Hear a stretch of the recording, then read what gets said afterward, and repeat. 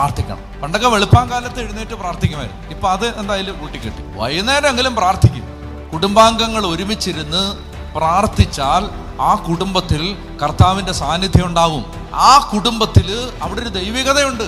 ഞാൻ നിങ്ങളോട് സത്യമായിട്ട് ഞാൻ പറയുകയാണ്, ഒരു വീട്ടിൽ കാല് കുത്തിയാൽ അറിയാം അവിടെ പ്രാർത്ഥന ഉണ്ടോ ഇല്ലയോ എന്ന്. ആരും പറയണ്ട, നമുക്കറിയാത്. അവിടെ ദൈവാത്മാവ് ഉണ്ടാവും, അവിടെ വെളിച്ചമുണ്ട്.